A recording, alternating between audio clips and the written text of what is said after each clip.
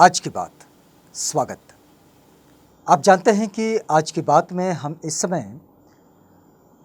बुद्ध वचनों के आलोक में जो मार्गदर्शन हमारे जीवन के लिए आता है उसे हम अपने पक्ष में समझने का ये प्रयास कर रहे हैं।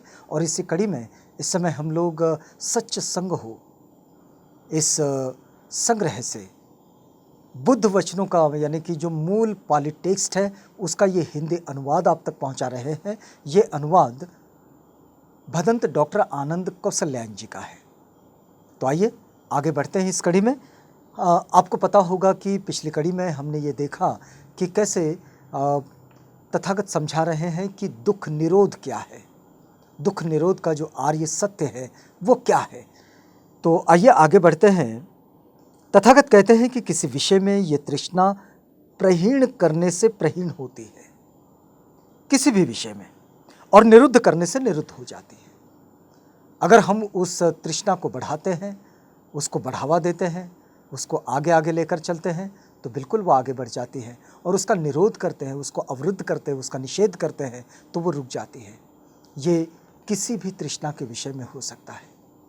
हमारे पास में कई तरह के लोग होते हैं और जो किसी को चॉकलेट खाने की ही आदत होती है और वो इतनी बड़ी आदत होती है कि वो खाते खाते खाते खाते उसके अधीन हो जाता है, लेकिन वो बढ़ाता है तो ये आदत बनती है। लेकिन अगर वो उसे रोक देता है तो निश्चित रूप से वो आदत नहीं बनती। तो ये जो रोकना और बढ़ाना ये दोनों हमारे मन पर निर्भर करता है।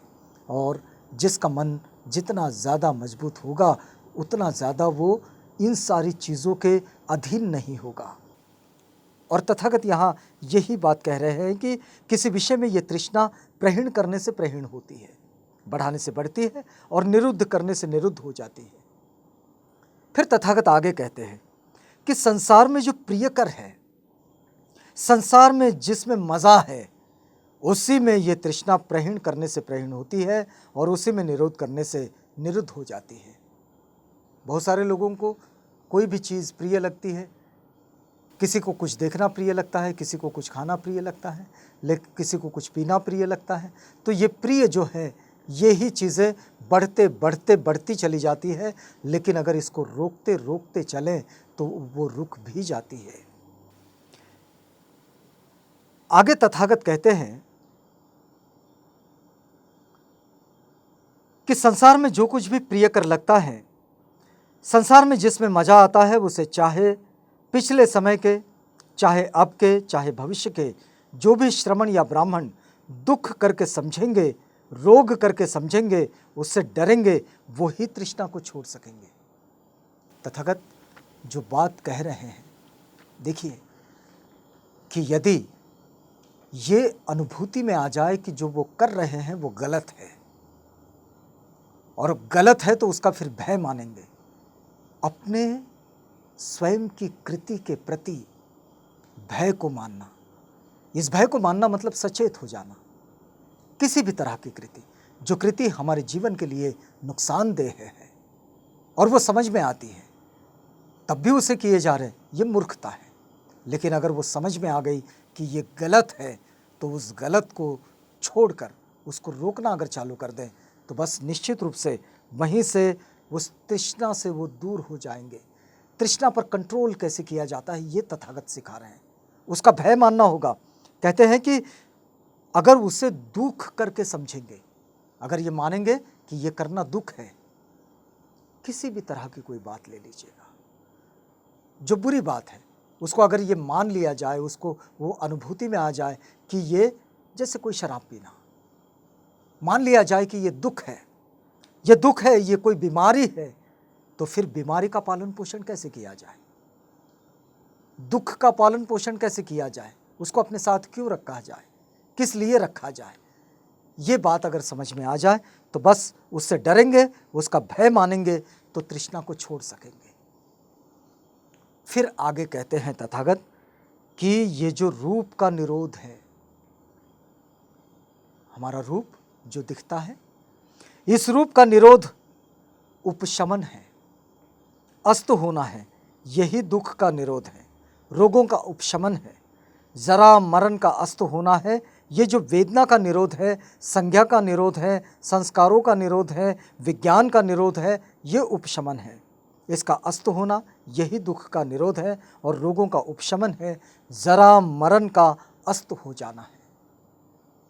रूप के प्रति बड़ी ही संवेदनशीलता होती है सबके मन में, लेकिन कोई इस बात को अपनी अनुभूति में और अपनी गहराई में लेकर आए मन की कि जिस रूप को हमने कभी बचपन में देखा आईने में, क्या वही रूप अब तक वैसा का वैसा बना हुआ है? नहीं, उसने अपने अस्तित्व को खो दिया है, उसने अपने उस वक्त को खो दिया है। निश्चित रूप से झुर्रियाँ पड़ती है चेहरे में, निश्चित रूप से बाल पकते हैं, आदमी बूढ़ा भी होता है, और वही रूप वैसी ही चमक ये हमेशा के लिए कभी नहीं रहती, वो बदल जाती है। तो रूप के प्रति जो आसक्ति है, उस आसक्ति से दूर जाना ये तथागत सिखाते हैं कि ये अनुभूति में आ जाए तो उसके प्रति आसक्ति नहीं रहेगी। इसका मतलब ये नहीं है कि रूप को बड़ा ही अस्वच्छ बनाकर रखा जाए, नहीं, ऐसा नहीं, कहीं भी मूर्खता नहीं, लेकिन उसको उसकी शाश्वतता में, उसके सत्य में उसको स्वीकारें, उसके अच्छेपन में उसको स्वीकारा जाए, उसकी सत्यता में उसको स्वीकारा जाए, उसके मूल रूप में उसको स्वीकारा जाए और उसकी अनित्यता में उसको स्वीकारा जाए, तो फिर रूप के प्रति कोई भी आसक्ति कभी नहीं होती है। और यही जो विशेषता है का तथागत सिखाते हैं कि अगर ये समझ में आ जाए तो तृष्णा से लोग दूर हो जाएंगे। तथागत आगे कहते हैं कि तृष्णा के संपूर्ण निरोध से उपादान निरुद्ध हो जाता है, और उपादान निरुद्ध हुआ तो फिर भव भी निरुद्ध हो जाता है। जब उसके प्रति आसक्ति ही नहीं रही तो फिर भव का कोई कारण नहीं, और जब भव निरुद्ध हुआ तो फिर क्या हुआ? तो जन्म निरुद्ध, पैदा होना निरुद्ध, तो बूढ़ा होना निरुद्ध, मरना, शोक करना, रोना, पिटना, पीड़ित होना, चिंतित होना, परेशान होना, ये सब निरुद्ध हो जाता है। और ये जो निरोध का, दुख निरोध का जो आर्य सत्य है, इसे तथागत इस तरह से सिखाते हैं और इस तरह से वे इसे समझाते हैं। फिर वे आगे कहते हैं कि इस प्रकार सारे के सारे दुख स्कंध का निरोध हो जाता है। यही शांति है, यही श्रेष्ठता है, और ये जो सभी संस्कारों का शमन है, सभी चित्तमलों का त्याग है, तृष्णा का क्षय है, विराग स्वरूप, निरोध स्वरूप निर्वाण है। ये जो तृष्णा का त्याग हो जाना, ये तृष्णा का क्षय हो जाना, ये चित्तमलों का त्याग कर देना, चित्त के जितने भी दोष हैं, हमारे चित्त में उत्पन्न होने वाले दोष, इनका त्याग कर देना और अपने तृष्णा का क्षय कर देना और सभी संस्कारों का शमन हो जाना, बस यही निर्वाण है। और निर्वाण को इतने आसानी से जब तथागत यहाँ समझाते हैं, ये शब्दों में नहीं, ये आचरण में आता है, क्योंकि तथागत का जो मार्ग है वो आचरणशील है, वो कहने सुनने वाला मार्ग है ही नहीं, वो आचरण का मार्ग है। और आचरण की ये बात तथागत इस समय आर्य सत्यों के निरोध के संबंध में समझा रहे हैं कि दुखों का निरोध कैसा होता है। जो दुख निरोध आर्य सत्य है, इसे इस समय तथागत समझा रहे हैं, और यहाँ हमें अब रुकना होगा। रुकते हैं इस वादे के साथ कि कल आपसे पुनः मुलाकात होगी, जब हम इसी बात को आगे बढ़ाएंगे। तब तक के लिए हमें इजाज़त दीजिएगा।